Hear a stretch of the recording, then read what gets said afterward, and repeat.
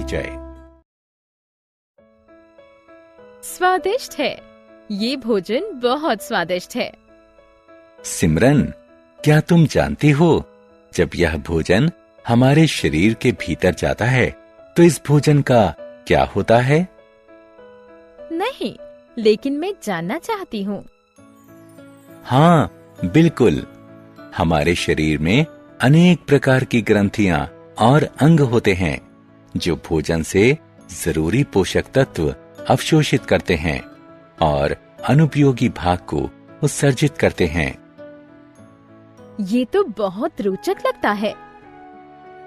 क्या तुम पाचन तंत्र के बारे में और जानना चाहती हो? हाँ, जरूर।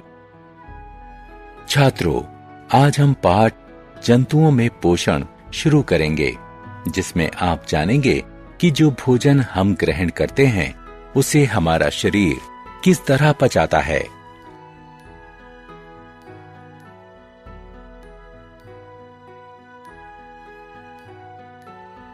उद्देश्य। इस पाठ के अंत में आप निम्न करने में सक्षम हो जाएंगे: पाचन तंत्र को परिभाषित करना, आहार नाल के अंगों को परिभाषित करना, यह जानना कि आहार नाल के विभिन्न अंगों में पाचन क्रिया किस प्रकार होती है, घास खाने वाले जंतुओं में पाचन क्रिया की व्याख्या करना, अमीबा में आहार ग्रहण करने और पाचन के बारे में जानना।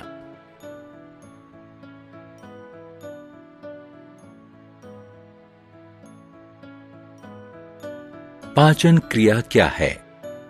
हम सभी जानते हैं कि भोजन जटिल तत्वों से बना होता है, जिसमें कार्बोहाइड्रेट, वसा और प्रोटीन शामिल है। हम इन तत्वों का इस्तेमाल इस तरह से करते हैं कि ये साधारण तत्वों में टूट जाते हैं। भोजन के जटिल अवयवों का साधारण पदार्थों में टूट जाने की क्रिया पाचन कहलाती है। आइए अब हम मनुष्य में पाचन क्रिया का अध्ययन करें। आहार नाल। आप ये जानने के लिए उत्सुक होंगे कि हमारे शरीर के भीतर भोजन आहार नाल से होकर गुजरता है, जिसे हम सामान्य रूप से पाचन क्षेत्र कह सकते हैं। इसमें मुख गुहिका, भोजन नलिका या ग्रास नली, आमाशय, छोटी आंत, बड़ी आंत और मल द्वार होते हैं। आइए अब हम जानें कि पाचन क्षेत्र के विभिन्न अंगों में भोजन के साथ क्या क्या होता है।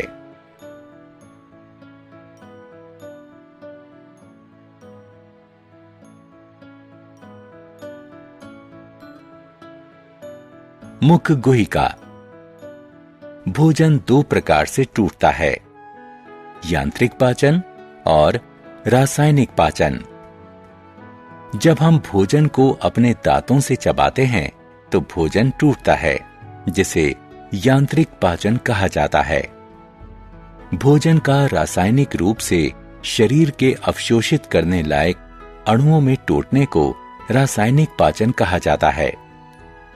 दोनों प्रकार का पाचन मुंह में होता है। यांत्रिक पाचन के रूप में भोजन हमारे मुंह में छोटे छोटे टुकड़ों में टूटता है और हमारे मुंह में लार ग्रंथियों द्वारा निर्मित लार स्टार्च को शर्करा में बदलती है। भोजन के शरीर के भीतर जाने की यह प्रक्रिया अंतर्ग्रहण कहलाती है। ग्रास नली। जब हम भोजन खाते हैं तो यह मुलायम हो जाता है, जिसे हमारी जिह्वा द्वारा ग्रास नली में धकेल दिया जाता है। ग्रास नली लंबी ट्यूब जैसी होती है जो गर्दन से सीने तक होती है। इन्हीं भित्तियों के हिलने से भोजन आमाशय में पहुंच जाता है।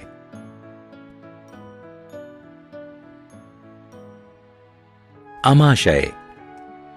आमाशय आहार नाल का सबसे मोटा अंग होता है। यह चपटे यू के आकार का भित्ति युक्त बैग होता है। अमाशय के भीतर भोजन में हाइड्रोक्लोरिक अम्ल सहित पाचक रस मिले होते हैं और इसे मथा जाता है। ये रसायन प्रोटीनों को साधारण तत्वों में बदल देते हैं। श्लेष्मा की परत हमारे अमाशय की अम्लों से रक्षा करती है। छोटी आंत। लगभग 4 घंटे बाद अमाशय में भोजन अम्लान यानी काइम में बदल जाता है और छोटी आंत में चला जाता है। छोटी आंत हमारे पाचन तंत्र का सबसे लंबा अंग है। इसकी लंबाई लगभग 7.5 मीटर होती है और इसकी संरचना कुंडली जैसी होती है। इसमें भोजन के अधिकांश पोषक तत्व अवशोषित होते हैं। यकृत और अग्नाशय की भी पाचन में भूमिका होती है। यकृत के पित्ताशय में पित्त रस होता है जो वसा के पाचन में सहायता करता है, जबकि अग्नाशयी रस प्रोटीनों एवं कार्बोहाइड्रेट को तोड़ता है। उसके बाद आंशिक रूप से पचा हुआ भोजन छोटी आंत में पहुंचता है और आंत्र रस कार्बोहाइड्रेट को साधारण शर्करा जैसे ग्लूकोज, वसा को वसीय अम्लों और ग्लिसरॉल और प्रोटीन को अमीनो अम्ल में बदलता है और भोजन की पाचन क्रिया पूर्ण करता है। अब पचा हुआ भोजन रुधिर प्रवाह में पहुंचता है। हम इस प्रक्रिया को अवशोषण के नाम से जानते हैं।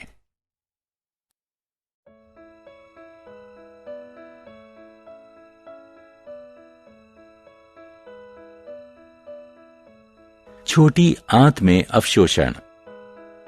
छोटी आंत की भीतरी परत पर छोटी उंगलियों जैसी आकृतियां रसांकुर कहलाती हैं। क्या आप इस रोचक अंग के बारे में जानते हैं? ये पचे हुए भोजन के अवशोषण के लिए सतह क्षेत्र को विस्तारित करते हैं।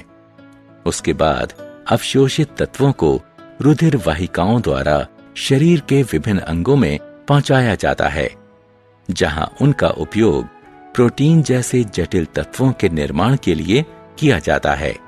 इसे समावेशन कहा जाता है।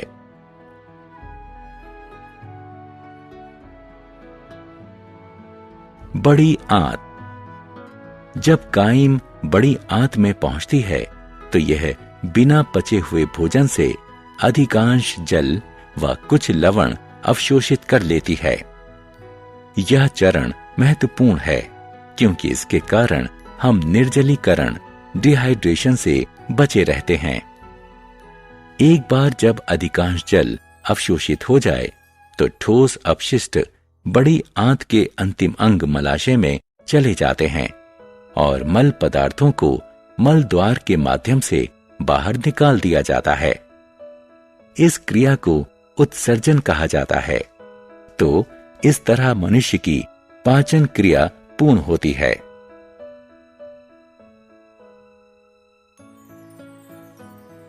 जुगाली। क्या आपने कभी गाय को चबाते हुए देखा है? विशेष रूप से तब जब वह कुछ खा नहीं रही होती है। गाय जल्दी जल्दी घास को निगल जाती है और इसे प्रथम आमाशय में इकट्ठा कर लेती है। यहां आंशिक रूप से पचा हुआ भोजन पागुर कहलाता है, लेकिन बाद में कड यानी पागुर छोटे छोटे गोलों के रूप में मुंह में वापस आता है, जिसे पशु चबाते हैं। इसलिए यह प्रक्रिया जुगाली कहलाती है। और इस प्रकार के पशु रोमंथी पशु यानी जुगाली करने वाले पशु कहलाते हैं।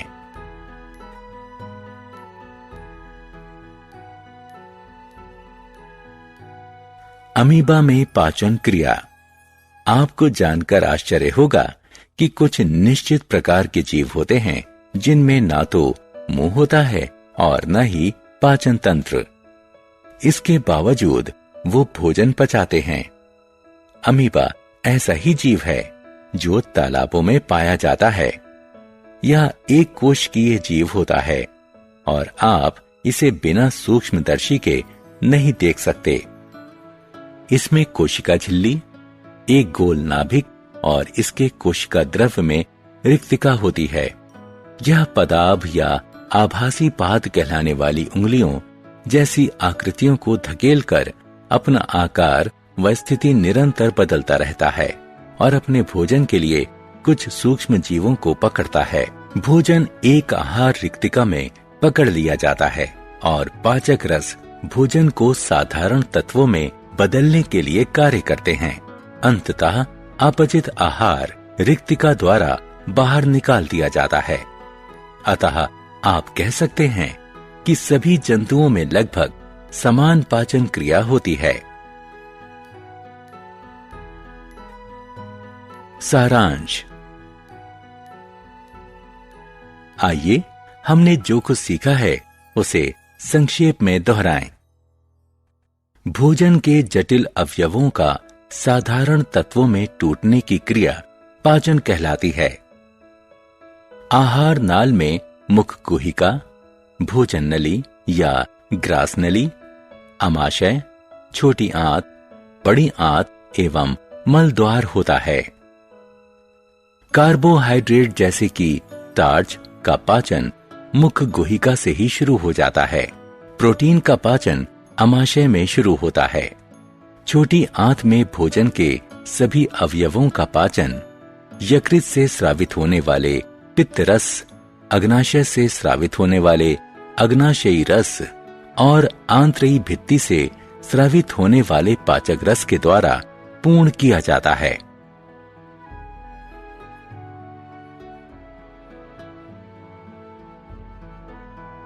अवशोषित तत्वों को शरीर के विभिन्न अंगों तक पहुंचाया जाता है। बड़ी आंत में अपचित खाद्यों में से जल और कुछ लवण अवशोषित कर लिए जाते हैं। अपचित खाद्यों को मल द्वार के माध्यम से शरीर से बाहर उत्सर्जित कर दिया जाता है। घास चरने वाले पशुओं जैसे गाय, भैंस और हिरण को रोमंथी कहा जाता है। वे शीघ्रता से घास निकल जाते हैं और अपने प्रथम अमाशय में एकत्र कर लेते हैं। बाद में यह घास छोटे छोटे पिंड के रूप में मुंह में वापस आती है, जिसे ये चबाते हैं। अमीबा अपना आहार अपने आभसी पादों या पादाभों के माध्यम से ग्रहण करते हैं और इसका पाचन आहार रिक्तिका में होता है।